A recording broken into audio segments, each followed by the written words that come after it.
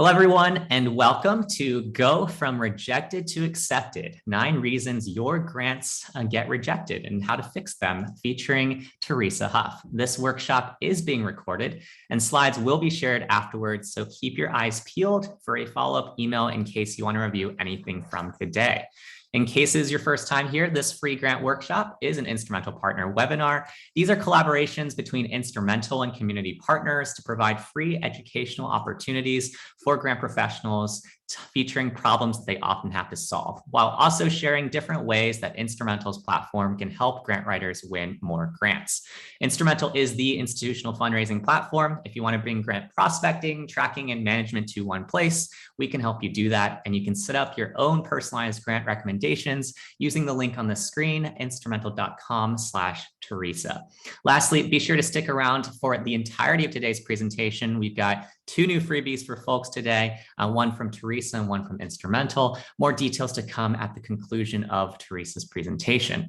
Now, with that housekeeping out of the way, I'm very excited to reintroduce Teresa. She was last with us a few months ago for her first workshop. Teresa is a nonprofit grant strategist, grant writer, mentor, and coach. She has helped nonprofits triple their funding, and over 2,100 students have taken her grant writing courses. She also is the host of the Grant Writing Simplified podcast, which she created to inspire others to make a difference. And we're a proud sponsor with her as well there. We ask that if it's your first time here as well, if you have any questions, include 3 hashtags in front of your question. We'll then flag that question out for the Q&A if Teresa is not able to get to it during the actual presentation. Other than that, Teresa, go ahead and take it away.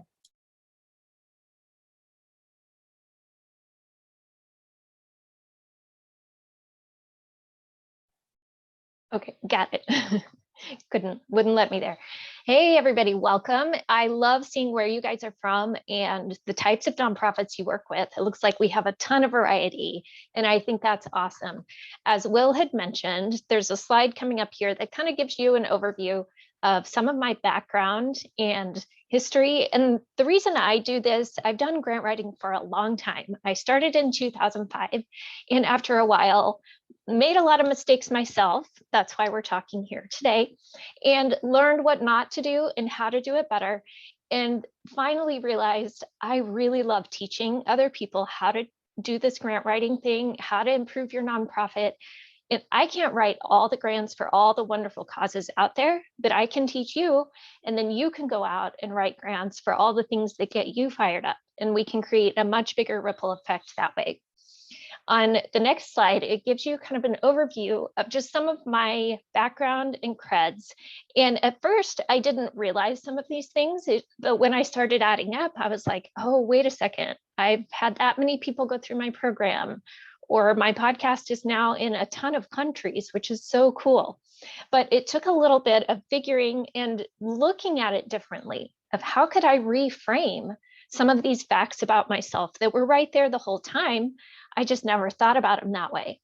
So I want you to kind of get a little creative and think about your nonprofit or even your own career if you're not working with a nonprofit yet. How can you look at things a little bit differently? And how can you reframe your work that you're doing? So I want you to just take a minute. I know I'm kind of putting you on the spot here, but if you want to think about it and share a fun fact about yourself or your nonprofit, and get creative. Just take a minute here, drop it in the chat, but maybe think about how many years have you done this? How many degrees do you have among your whole team in your nonprofit? What is something about the impact you're making? How many people you've served? How can you quantify in a way that you've never thought about before? Sometimes this takes some deeper thinking and getting creative, but I want to challenge you to keep this in mind and think about this after the session is over, because this will also help make your grant application stronger. It will help make your donor letters and specifics and even your website copy more targeted, more clear, because the clearer we can be, the better our applications will be. So think about this. And if you come up with something, pop it in the chat. And maybe put a little star in front of it, just so that we know as you're going through. You may think of something in a few minutes, but go ahead and put a star and pop it in so that we'll know it's answering that question.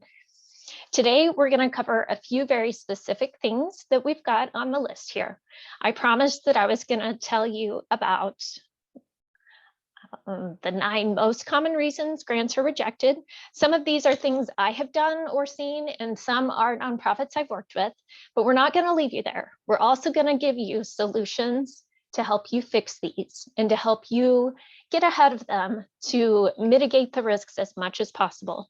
And then Will's got some great information and examples of how Instrumentl in particular can help you with these and make it so much easier, and to where it can take some of the load off of you because they've already got these tools in place. So let's get started. Share in the chat. And for some of you, this may be easy if you're just getting started as a grant writer. For some of you who have been in this a long time, this may be a little trickier. But how many grants have you written in your career? And if you don't know, it's okay, but give us your best estimate. If you've written grants for 30 years, think through, and how many would you say, just an estimate, have you written? This is kind of fun. Awesome. Everywhere from 0, 80, thousands. Nice. Quite a lot. That is amazing. The really cool thing about that, we're getting answers all over the place, and I love it. The cool thing is, no matter where you are in your whole journey of grant writing, there is always room for improvement. We can always be getting better. And I want to just take a little pressure off. That does not mean you have to be perfect. That does not mean every grant is perfect. It does not mean we have to strive for perfection, because that's impossible, right? We need to strive to always be better than we were in the last grant, make our writing better, keep improving. And that's how we continue improving for our nonprofit and ultimately for carrying out our mission. We keep getting better and better and refining. These are awesome. So let's dive into these mistakes. Number 1, off the map. Sometimes nonprofits find a grant, it looks like the most perfect fit, but it's not within the geographical boundaries, and it literally may just not be on the map. There are a couple of challenges with this. The first is that some funders give really vague boundaries or no specifics at all. And that can be really tricky on their information page and on the guidelines, because maybe you're looking through the website, you're digging through the back information, and there are just no specifics. And so it sounds like, well, we could apply, should we or should we not? So you try it and you don't win, but you keep going through. And the problem with that is that also sometimes the grants are defined or the boundaries are defined, but they're very unlikely as to whether or not you'll be able to get those. And if you look at past awards in particular, this will give you some clues with that of how likely are we to get these or not. And then other times it may be a really wide range. They may say, yeah, we fund anywhere in the US. But when you look at where their actual awards are, they're really clustered, or maybe they're just around a couple of big cities and that's it. So it's kind of tricky to really figure out if it says one thing, but their actual awards are saying another. So trying to get those two to line up. The other side of the coin is that sometimes the boundaries are very clear, which is incredibly helpful, but that can be a challenge too, because again, maybe it sounds like just the perfect fit, and that might be your city or your county. It could be your state or a bigger region, or maybe a section of the state. But part of that, then again, you're up against people within that region. And there are still other things to consider besides just the geographical boundaries of whether or not it's a good fit. Sometimes it might say you need to be near their corporate offices. And is it in a place where they have a factory or they have a plant or a certain location of their headquarters? And maybe you're in that state, but you're nowhere near that corporate office. Or they may want it close enough so that their employees can get involved in volunteering. That can also be an issue too, if you don't have any employees nearby, or if you don't have any involved or interested in getting involved. So there are still some challenges there, even though there may be those boundaries, either defined or not defined. So what can you do? The first solution is to start gathering clues, all the clues you can. And there are a few places that we can look for this. The first is to, of course, always review the guidelines and their website and any information that they give. Sometimes you have to really dig deep and look at the fine print and dig into those details to see. And if you do that and there's still not information, you can look at their past awards.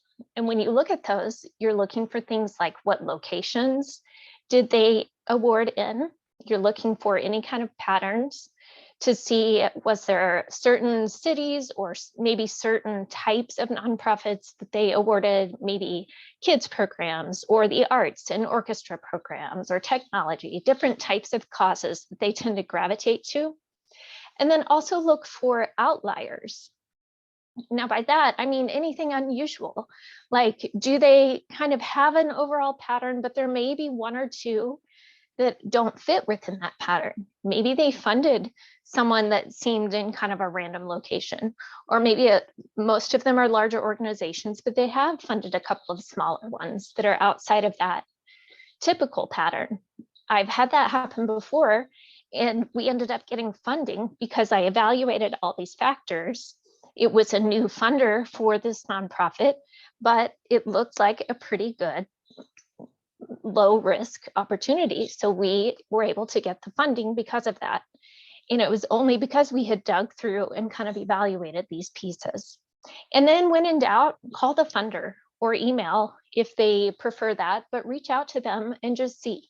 Make sure you've done your homework first so that you can make an educated question, an educated inquiry to them. But they are almost every single time, they are more than happy to talk to you, to explain to you, and to work with you on helping you make a better application, because the better applications they get, the better their job will be in having quality programs to choose from. And they're there to help you.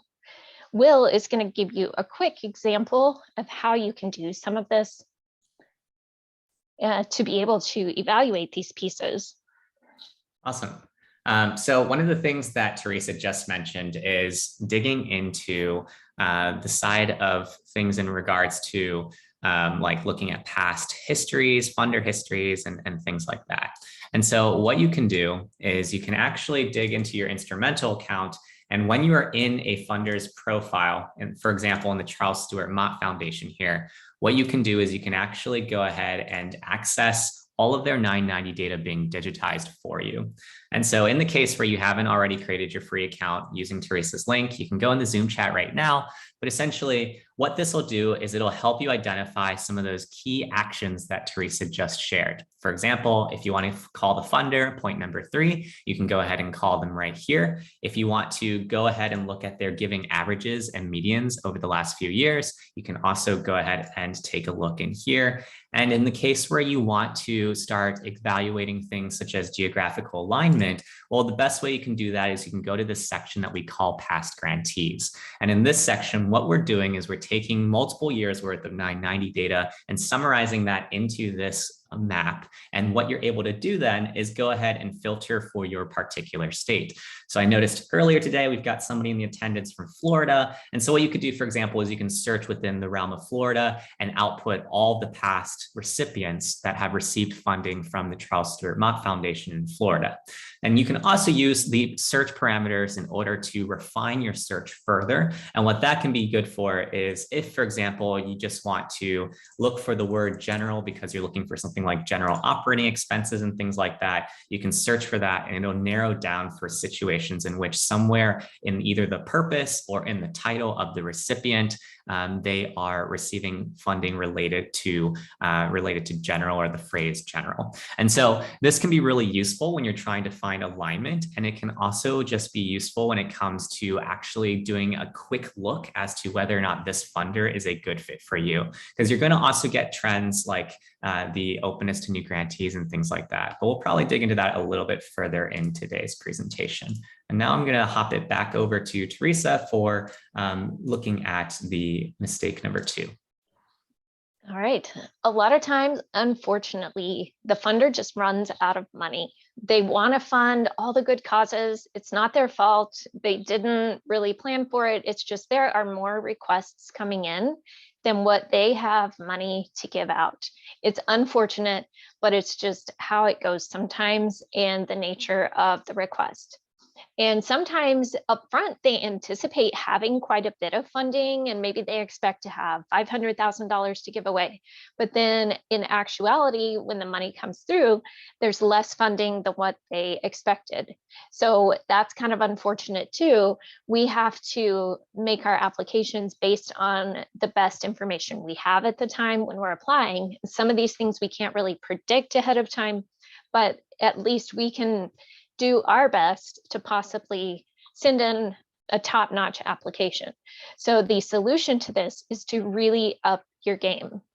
And this also involves, as Will was saying, digging through to research their past awards and amounts. Some of this you can find in the 990 and in those databases there, which makes it a lot quicker and more clean having it all in one spot. You can also request feedback if you don't get funded. If your application is rejected, they may or may not provide it. Some smaller foundations just don't have the capacity to give feedback, but some will. And sometimes it had nothing to do with you. It may just be that they truly had a rough year with some of their investments. They couldn't give out as much funding as they wanted to. And so there may be nothing that they can tell you, but then other times they may say, you know, we had so many requests for parks and playgrounds that we just had to say no across the board to all playground requests and do other types of funding. So it could be something like that. And unfortunately, you had asked for playground equipment. That may not have been something they had defined up front, but they might have decided that along the way, that was something that they just couldn't do for everyone and couldn't choose one over another in that case. So I had that happen with one to where fortunately I had called ahead of time and gotten that guidance from them about the previous year. So we knew not to ask for playground equipment, that we needed to think a little more creatively. And how can you improve and up your game for next time? So in this regard, remember that question I asked you up front about how can you quantify or creatively define something about your organization? That will help you with something like this. How can you really step it up? How can you really show your capacity, your impact in a different, more impactful way? So really think that through. Keep that question going as we're talking through these and as you're thinking through how you can practice and improve your writing. Always be trying to step up your game. These are some fantastic examples of award trends and ways that you can kind of gauge and keep a pulse on what's happening. The one on the top left shows like the trend going down a little bit, but looking like maybe it's heading back up a little bit on their financials.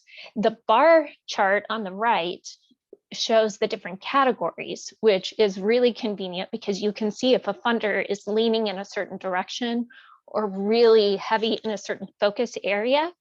And maybe you serve one or two different areas with your project. So you could cater your specific application to that area, as long as you are not twisting your mission out of shape. You want to stay within your mission, but make sure it aligns well with the funder and what they're doing. Will, do you want to add anything to that, or are we good to go? I think we're good to go here. The main thing that I tell you in terms of these award trends and stepping up your game is also, it goes back to answering that question of what their openness to new grantees is. So we have a statistic as well within the 990 data where you can take a look at what percentage of past recipients have been coming from past recipients versus new grantees. And our general piece of advice from our team is at least 30% or more going to new grantees. If you're establishing a new relationship with a funder, that'll just make sure that you're prioritizing the best fits for you as well. All right. And mistake number 3, sometimes the shoe doesn't fit. And probably immediately think of Cinderella and the stepsisters trying on the slipper.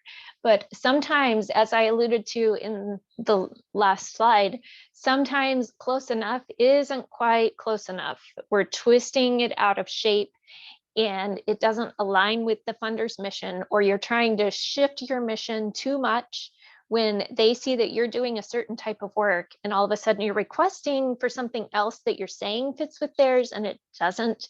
They're going to see that and they're going to sense that. Another issue is that sometimes your request is outside the funding scope. So maybe they fund work projects and work programs for teenagers, and you have a work program for homeless adults and a reentry program. That's close, but it's not quite close enough if they are focusing on teens. So make sure that you're not stretching too much. And then look for their pre-established criteria to see what they are looking for and what they're prioritizing, because you really can't force something that is already not quite a good fit, kind of like the unfortunate picture on this slide. Sometimes things just don't want to fit together. So you need to really calculate that ahead of time. So the best way to have a solution for this is to make sure it's a good fit up front. Really do your homework up front, because a few minutes more of research and digging on the front end will save you a ton of time of not working on the wrong applications that are too much of a long shot. And it will also give you a good foundation of funders that are a good fit that maybe you can reapply year after year and build up that good relationship and see that you're doing work together in the community and building up that impact that they're looking for. Look at their guidelines always for the grant. Look at their mission, their background, their history. Look through the types of work they're doing in the community. Again, look through their past awards. And then always just step back. And it's easy to get caught up in chasing the dollars and in trying to just find funding and get grants, or maybe you have board members pressuring you, just go get grants. This will be a good one, try it. But sometimes just step back and do a reality check. Just take a minute and ask yourself, is this a natural fit, or is it too much of a stretch? And if in your gut you know it's too much of a stretch, let it go and spend your time on the ones that are a really good fit. You don't need all the grants out there, and you're not going to be able to dig up all the possible grants out there. You just need the ones that are the really good fit opportunities. Will's got a couple of great examples here of the information you can pull up to be able to find and evaluate quickly which ones are a good fit. Yeah, so one of the things you can do when you are on your Instrumentl account is set up a very specific project for the programs and initiatives that you're fundraising for. So what you'll notice is that right here, I've got on the left-hand side a number of projects for a variety of different causes, whether that's the environmental project, the food security project, or the homeless and elderly project. And so when you're setting up your accounts on Instrumentl, what you want to do is you want to be as specific as possible, and don't just name it after your overall nonprofit organization. I think that a lot of people start their searches there, but they can really be even more specific. And the reason why is because once you narrow that down, if, for example, you're working with an after-school program for tutoring and mentoring, you could break that down by your STEM programs, your literacy programs, and your tech access programs. And when you start to do that, you'll be able to get these curated lists of matches that are going to help you in terms of getting a short list of funders that are aligned in terms of guidelines, mission, and background. And Instrumentl is going to do a first pass for you in terms of why we're showing you that particular opportunity. So these are the sorts of things that you'll be able to then draw from when you combine that with what we showed you earlier in terms of just some of the longer trends or the data insights that you want to pull from when it comes to a historical range of awards. And the reason why you want to look at that is because as you're fundraising towards your respective goals for 2022, you want to make sure that the opportunities that you're getting out the door are actually the best fits for you, because it'll give you the best shots of winning that funding.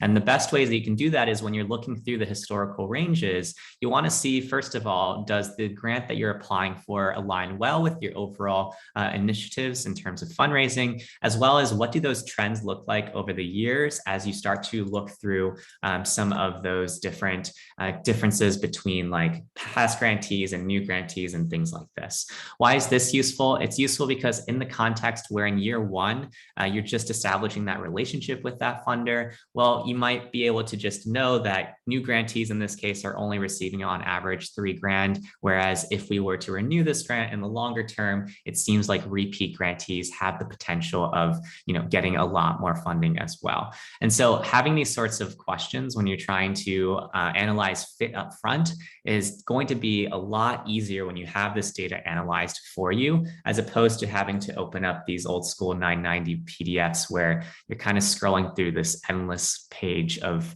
a lot of numbers to see whether or not it's a good fit for you. So that's what I'd say on top of this third mistake in terms of, the shoe not fitting. Drop a 2 in the chat if you can relate to scrolling through 990s and trying to even sort out which ends up. When I started grant writing and when I first looked at a 990, I was kind of like deer in the headlights, what in the world? But once I got used to them and kind of figured out where to look, it got easier, but still there is so much fine print on those, and some are in searchable PDFs and some aren't, and you got to go to each individual funder and each year of each funder, and it's really tedious. Yeah, you guys get it. If you don't know what we're talking about with the 990, just go to Instrumentl's database and use it. Don't try to worry about digging through, because they are very long tax documents. And maybe some of you are tax people, that's wonderful, but I don't love all the tax forms and details. So it's nice having a quick tool that you can just have it right there, do a couple searches, and boom, it's got it for you. It saves so much headache if you're not used to those types of forms and documents. So mistake number 4 with design flaws. Drop a 3. Does anyone like taxes? No, not me. Maybe some of you do. If you do, I would love to know. Drop a 3 in the chat if you have ever been a grant reviewer. This is a great way to improve your grant writing and learn what funders are looking for. Some of you, and would you say that's a good experience for those of you who have done that? Was that helpful for your grant writing and learning to improve? Yes. That's what I've heard from everyone who's done it, that's been extremely helpful, just getting that whole different perspective. And that's kind of how it was for me too when I became a nonprofit board member. That put me in a whole different seat of the process. And that was really helpful too, serving on a board in a completely different capacity from grant writing. So that's a really valuable. The more you can get involved from all those different avenues, the better, because it will just expand your capabilities, your knowledge, your instincts about these decisions that you're making. So yeah, it's a wonderful way to really step up your game and improve your professional skills. So with these design flaws, one of the tough things about this is realizing our baby might not be perfect. We have poured our heart and soul and skills and everything we have into this grant application. We have done our absolute best, and usually under an extremely tight deadline. But we still have to step back and realize there is always room to improve. Remember what I said earlier, if you've written 0 grants or hundreds of grants, there is always room to get better and better and to improve our skills. So stepping away from, but it's my baby, don't criticize my baby, and realizing, I might be able to polish this up a little more. It's probably a really good application, but I can probably polish it and keep working on it. So just understanding that will help a long ways. And sometimes there may be holes in the program design. There might be issues with the way you've explained it or what you say you're going to do, but it's not quite clear. You haven't really outlined the steps, and it leaves the funder wondering, are you really going to carry that out? But you're missing some big pieces, and how are you going to fill that in? Sometimes the outcomes aren't well defined, so they can't see, is there going to be much of an impact here, or are they just trying to get the money? They want to see, they're looking for an ROI, a return on impact, not just a return on investment, because they're not going to get their money back. They are looking to make a big impact in the community. So have you defined how that's going to happen? Your explanation or your descriptions may be unclear. It's super clear in your head. It may be super clear in practice, and you may have the best nonprofit, everything runs smoothly. You are making such an impact. But if you haven't clearly explained that in your application, they're not going to understand it. Can you convey it? And sometimes the things you have outlined or that you have described are not outlined clearly in your budget. That may or may not work together. And when they look at it side by side, they may say, but wait, they're asking for this other thing in the budget. They didn't even talk about that. Or they left out this big piece that they said they were going to do. How are they going to pay for it? So make sure everything is lined up correctly. The solution for this is sometimes step back, look at your baby a little more objectively, and take this high level view to really see. And if you can, give it a couple days or a few days. I know a lot of times we're on kind of a tight deadline, but if you can look at it and see, are the main points clear? Are there any gaps? Does it align with the funder's goals? Maybe even have someone completely unrelated to your organization glance through and ask them, hey, what do you think I'm trying to say here? And just have them give you their impression of it and see, is that what you were trying to say? And then do all the sections match up? There's a graphic here that really shows, and some grant writers don't quite understand this, but once they see this, then it kind of makes sense. If you were to take any two sections of the grant and hold them up side by side, like say you have your budget and your needs statement, would they match? Would the things you're talking about, the things you're asking money for, match the things you said you needed? Or if you took the evaluation and the project design, would it all match up with the other parts? So if you picked up any two sections, they would need to align. Sometimes that's just a matter of stepping back and looking at it as a whole, using that different part of your brain, the bigger picture piece, and making sure it's going back through. All right, so mistake number 5 is biting off more than you can chew. So understand where your nonprofit is in the journey. Are you a newer nonprofit, very small, not a lot of capacity, still working on those early fundraising pieces? Are you well established? Where are you in the process? And the way you're presenting your application, are you a risky investment to a funder? Do you have low capacity to implement? Or are you showing that our staff has solid experience, or we have good partnerships in the community? We have a good facility to provide these services. Are you able to show those pieces?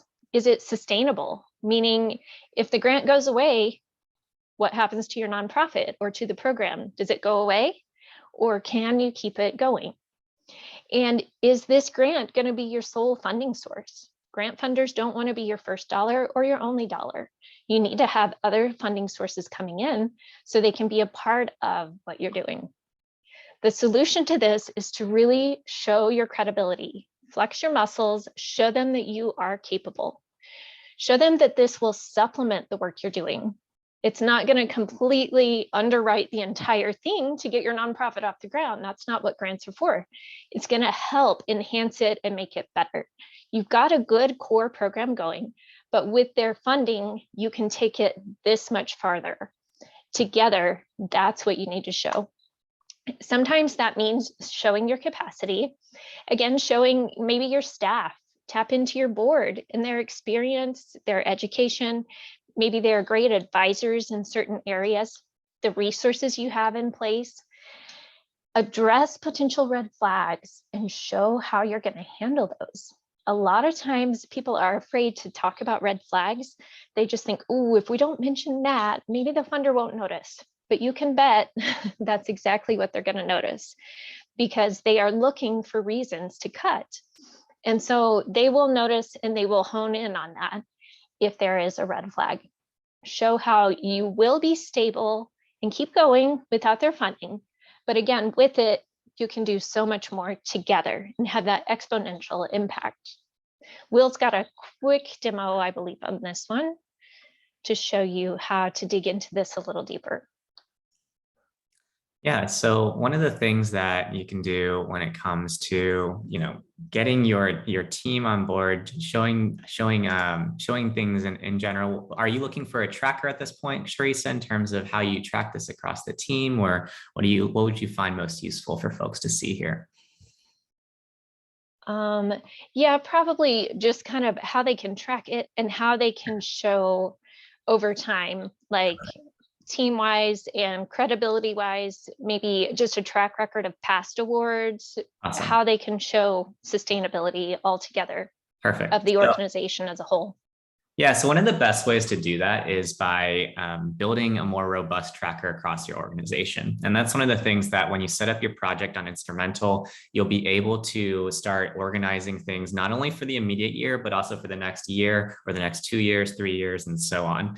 So what you can see here in this homeless and elderly project is that I have a breakdown as to who is owning some of these respective opportunities, as well as what specifically is going on for, what the chances are for winning this grant. So let's say, for example, we were to go ahead and win this grant. So we've gone ahead, we've gone to this section, we've selected that we have now been awarded. Maybe we've won $10,000, which is exactly what we requested. And we're starting to think about, in future years, how do we start logging everything that we have worked on this year for the next year's funding cycle? Well, to start building that sort of sustainability piece, what you can do is you can go to the more options section, and then from here, select duplicate, and then just select it for the next year and start planning ahead for the following years. And so what that allows you to do is it helps you reduce the risk that Teresa was talking about, and also increase capacity later on, because as you're starting to map out your 6 to 12 month grants calendar,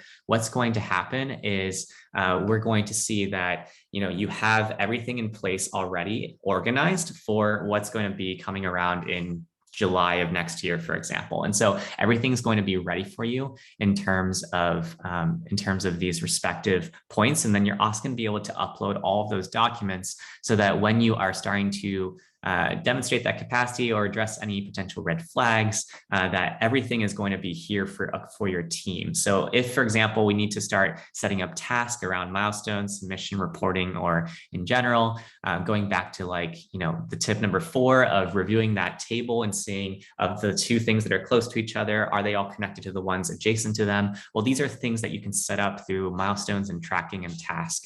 And then as you are summarizing things for showing your capacity as well, what you can do is you can generate reports in which what you can do is pull that respective project out and then isolate it for specifically different things that you've done in the past. So for example, if I just want to look at what I've been winning or declined on, I can pull a multi-year report and then pull that into my next conversation with my team or with a respective funder.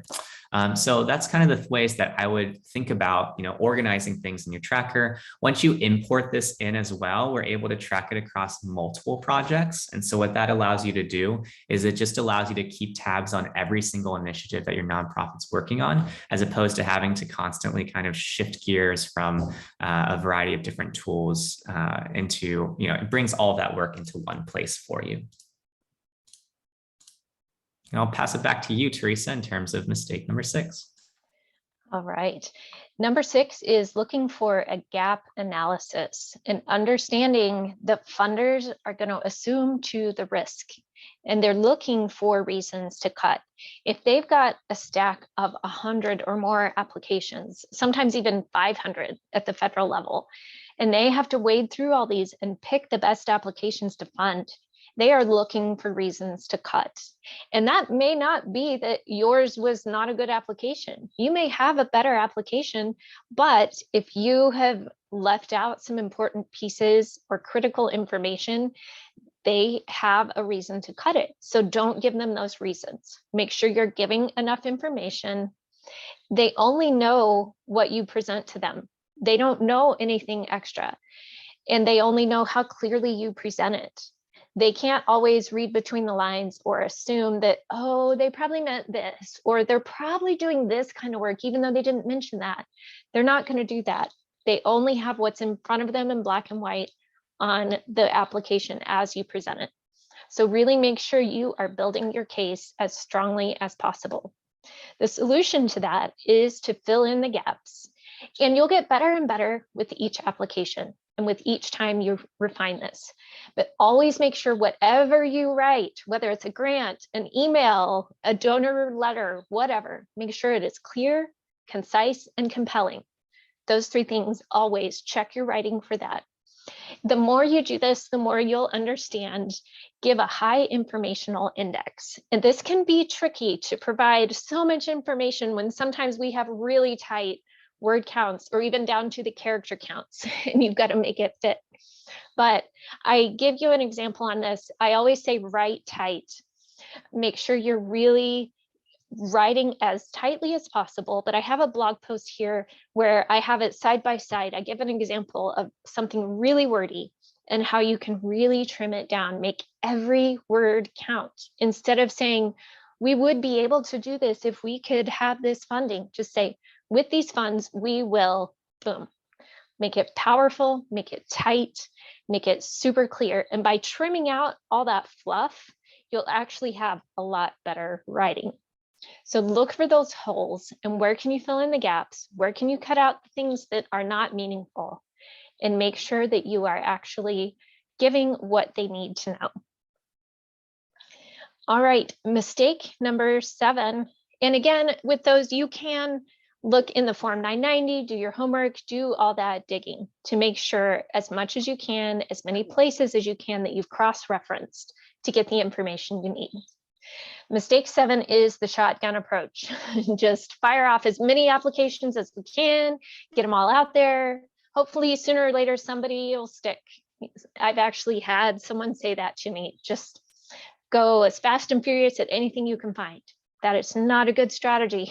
And that's why I work so much on teaching strategy, step back and plan, because if you wait till the last minute, there will be mistakes, you'll miss something, it'll be sloppy work, it won't be as compelling and as well presented as you would like. And I know that's not the kind of writer or nonprofit that you have, and not the way you want to present yourself. And I would also be very careful not to just cut and paste into one application after another. Make sure you customize. Yeah, you can use some of the same information, your organizational background. Some of those questions will be very similar, but always read through it and make sure it's customized. I've seen this happen in the past where someone had cut and pasted and they pasted the wrong name into a different application. It was not a good situation, and you don't want to end up like that. So make sure you really pay attention to those details. And the solution to this is to absolutely triple check. Allow extra time if possible. I know sometimes these deadlines are a tight turnaround, but even if you can delegate pieces to team members of, hey, can you look through this budget while I'm finishing up this piece, and kind of hand off parts of it like that, that can be really helpful. Always triple check your work and then check it again and then one more time, because you never know, there might be that one little thing you missed, or, oh, we forgot the signature on that one page. Make sure you've always checked it. And again, that the sections are aligned like we had before, where each section matches up, and review those guidelines one more time. I like to print out the guidelines when I start a grant and just highlight anything in particular, like maybe the deadline, the type of font, the way it needs to be submitted, anything really significant, yet just a simple detail that might be easy to miss when I'm under that tight deadline and trying to get it out the door. It'll remind me, oh yeah, they wanted 3 printed copies of this one, not just one. So make sure you really noted those up front when you're less pressured. That way at the end, you'll be able to notice that more specifically. Will, did you want to add anything on this one? No, I think we're good with that. I want to make sure we leave some time for Q&A at the end. Sure, sounds good. All right, mistake number 8. I'm sure you guys would never do this, but not playing nice in the sandbox. And unfortunately, this isn't always our own fault. There just may be circumstances or messy situations or complications that maybe there was history before you joined the organization that a previous whoever had bad relationships with other agencies. Sometimes it's complicated. Sometimes there's drama. I mean, I don't like drama, but sometimes with humans, we just can't avoid it. Sometimes just poor communication or a lack of communication. It's not intentional. It's just that sometimes we're busy. Nonprofit people wear lots of hats, and sometimes the communication may just be a little bit lacking. Other times there may be a lack of coordination between agencies and they're not speaking to each other very well. Maybe they get along fine. It's just they're not really partnering to refer as efficiently as possible, or they're duplicating. Maybe there's already a food pantry, and so then someone else starts a food pantry instead of saying, okay, how can we supplement that work and maybe do a complementary service and refer to each other. So funders will pick up on that, and they will notice. So the solution to that is to coordinate. And you may or may not be quite in a position to do that, but no matter where you are in your agency, you can influence this. You can start those conversations. You can be proactive with communicating, with sending out updates, maybe giving just a one-sheet summary of the project. What can you do in your position to start turning around and helping refresh that and maybe a new direction? Look at what other agencies are in the community. Look at any overlaps in services or any gaps in missing services, and how can you step in and help address any of those potential red flags there? And then mistake number 9 is out of style. Just like fashion or home decor, sometimes grant trends come and go, and sometimes certain trends sort of fade away. And I know one time at the federal level, library grants were a very big direction and a big push, and literacy. And then it kind of shifted a different direction. And so, it kind of goes different ways in trends and funding and priorities. And this may also happen even with local funders. And especially we've seen that the last couple of years where some funders shifted very quickly as certain issues came up. And so their priorities changed. The emergency types of needs in the communities changed. So they shifted, and sometimes shifted the requirements or lessened the restrictions a little bit, which I think was a very helpful thing to maybe not have quite so many hoops to jump through. Sometimes new research comes up that we need to incorporate. Don't just sit with your stagnant research from 5 years ago because that's what you've used in every grant application and it's worked. You need to really make sure you're staying on top of the research. Use the latest research possible and make sure it's credible research, not just, oh, some agency said that this is what's happening with kids now. Make sure it's credible. Make sure it's legit and from good sources. Really double check to make sure you're representing this and this is representing you. So make sure that you are using that well. And you can do this just by refreshing. Kind of look through your applications. Make sure, are you staying on top of the trends? Do you need to look at more research and see what's happening? Do you need to diversify your funding sources a little bit? And not just stick with 1 or 2 funders or 1 or 2 major donors. How can you spread that out? And how can you adjust with the trends in the research or just with your population that you serve? Sometimes the trends change there. People may need different things now than they did 3 or 4 years ago. So how are you adapting? Again, I just want to reinforce, make sure your applications and not just your grants, but anything you write, make sure it is clear, concise, compelling, always. And this takes practice. It's not going to happen overnight. It takes practice, and that's okay. But keep that in mind so that you can keep doing that and keep improving. Now, I want you to share in the Zoom chat all these different solutions and possibilities that we've talked about. What is one solution in particular that's jumped out at you that you will implement in your next grant project? And on the next slide, we've got these listed out for you just as a quick recap.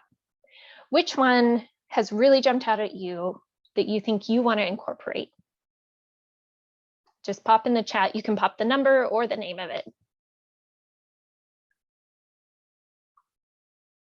We've got number 5, step back. Number 9, yeah. keep going, keep popping these in. And these may be different depending on the project you're working on. You may have one grant where you really need to update the research. You may have another one where you need to maybe step back and look at it a little differently. But how can you be more credible and show more creatively and think more creatively in your applications?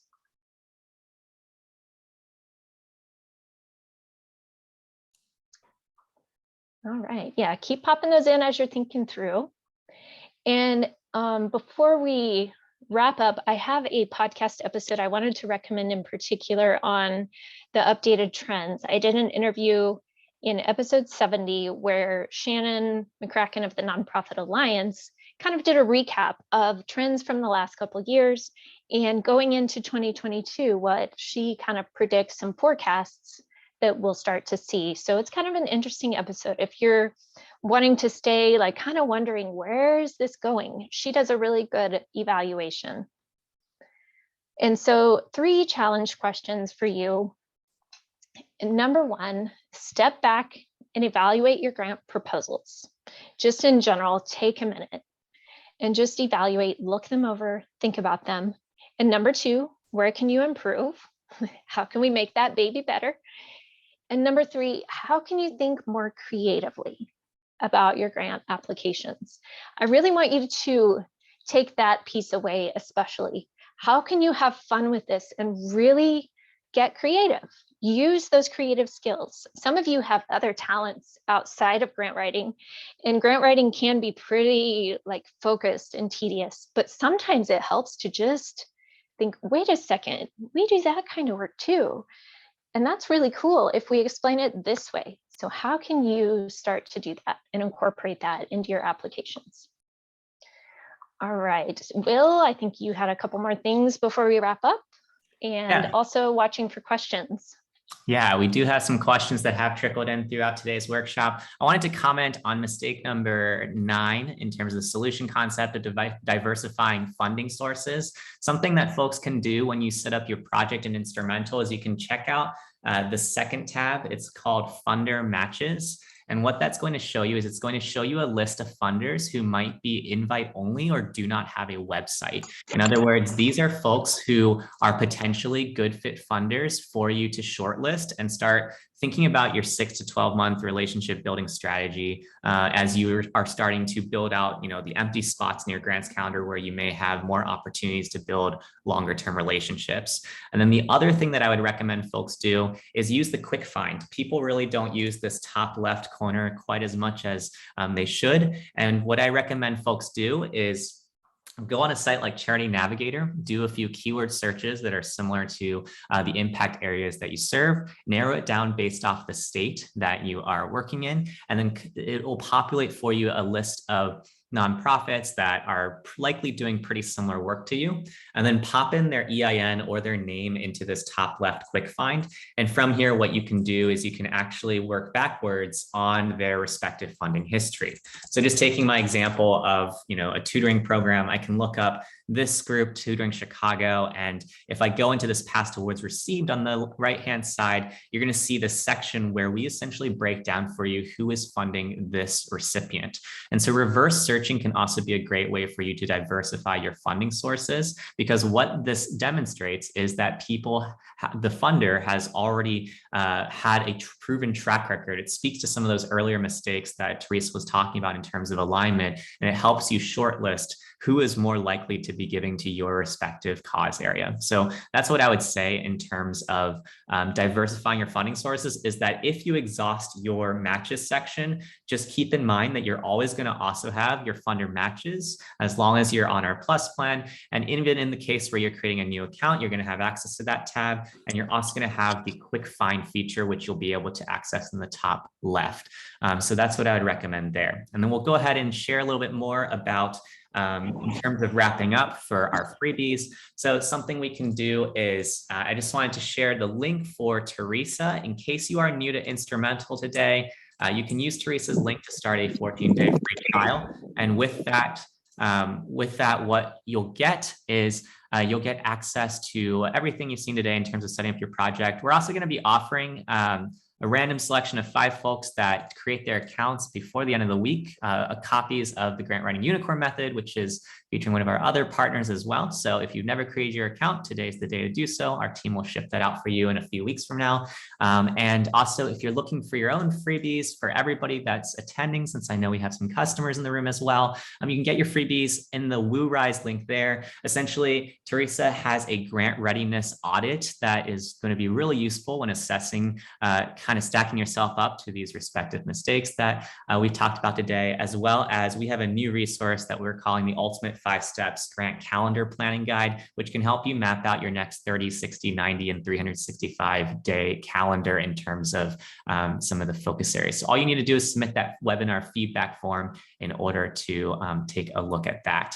And with that, I think we'll open it up to some questions, Teresa, if that sounds good to you. Awesome. So just to kick us off in the Q&A section, Ashley asked us earlier today, online portals are becoming more prevalent and they almost always have character or word limits. How do we have clear explanations without giving as much context as we feel is warranted? That can be tricky because we can't necessarily plug in our own tables and charts the way we would in a document. So I always create it in a document first, copy the questions, and that way I can do my messy draft and then really start cleaning it up and checking the word count either in Word or a Google Doc. That way I can refine it and make sure it's going to fit before I pop the final version into the online form. And that gives me room to really refine and think through without the pressure of it's in the form, it has to be perfect. I can cut, rearrange, really define and make sure which parts are important. And sometimes it's just a matter of tweaking the wording. You're not changing the meaning or the content. You're just really tightening up that wording. And the other piece is sometimes they will allow you to attach additional documents. I worked on one recently that said, please attach any other information that you think might be useful. And so I was able to attach another Word document that had some graphs and information and research to really support the project. So that was like being given a golden coin, being able to just add it there. So if there's a workaround like that, that's ideal. Otherwise, really refine and do your messy draft and then start cleaning it up and tightening as much as possible to make every character count. And sometimes it literally comes down to the character. Do you need that comma or not? So what can go? Deborah asked, how do you find out about opportunities to become a grant reviewer? Ooh, good question. And some people who have done quite a bit of this may have some of this in the, if you want to pop it in the chat. I know some people, there are federal grant reviewer postings that you can sign up and apply for to be, especially in certain topics. If there's an area that you have experience or interest in, you can sign up and apply to be a reviewer. I know of someone else who is on a private foundation board and she is on their review committee. So that was a connection that she had that she was able to get involved with that. And now she's transitioning into becoming a grant writer, but she's doing it with a lot of knowledge of what reviewers are looking for. So it's, keeping those connections open, putting the word out, looking for the opportunities, not just at the federal level, but also maybe with your local foundations and agencies and some of those partnerships. Awesome. And before I head into the next question, I know some folks typically hop off at the top of the hour. If you need to and are interested in joining our next event on March 16th, we're going to be covering 5 ways you can use Funder 990 data to get your dream grant. And so you can RSVP in the link in the Zoom chat. Deborah asked, the shotgun approach is actually what my boss wants. He wants me to submit 5 to 7 applications a week. How would you address that if you were in her shoes? Ouch, that's a lot. I would really encourage them to think about the reason for their approach and to explain, it's tough in your situation, it's your boss, but by applying for too many that aren't a good fit, you can actually do more harm than good. So that may be sending them a resource of someone else saying that too. I can send you a couple podcast episodes if you need it, or find some articles online that you can really show, okay, look, we need to really evaluate and find our best fit priorities so we can use our time as effectively as possible. Because applying for all the grants is not, the spray and pray method is not as effective as going about it systematically and very deliberately and strategically. So yeah, I feel for you on that one. Shelly asked an Instrumentl question. Does Instrumentl have a way to track two-tier submissions, for example, LOI and full proposal? What I shared with Shelly in the chat, but just for folks that may not have been following there, is that there's a variety of statuses that you can change and set up your proposals when you're putting them into your tracker. And so what you can come up with respect to your team is you can come up with what should fall into each of these statuses. And then what I would recommend you do is you pair that with our tasks feature. So if, for example, you're working on an LOI and then later on that develops into a full proposal, well, what you can do is you can leave that in progress for now, and then you can essentially create a task. And from here, you can set something like a general task and make that into, the LOI submission. And from there, you can go ahead and set that deadline. And then what will happen is once a week, something that we didn't cover earlier is that Instrumentl rolls up an email digest of all of your tasks as well as deadlines. So we're always looking out for you in terms of what's coming up next and anything that might be changing in terms of those deadline requirements. So that's something to kind of note, is that you can actually support multiple types of submission types, as well as the stages as it's moving through your respective pipeline.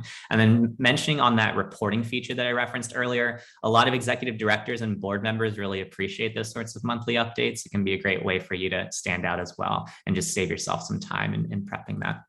I think that is it for questions. If anyone has any final ones, I'm happy to take them in the chat.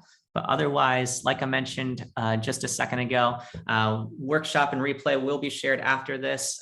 We have a next event on the 16th. And so feel free to join us for that one. And then if you're new to Instrumentl, like I mentioned before, you can use Teresa's link in the Zoom chat. I'll pop it in once again. And then for 5 of the folks that are using that link today, we'll be raffling away some copies of a grant writing resource for you too. So feel free to check that out. It looks like we are good in terms of questions. So Teresa, thank you so much for once again hopping on, and thanks to everyone who's stuck with us today for today's workshop. Yeah, thank you all. Great to be here.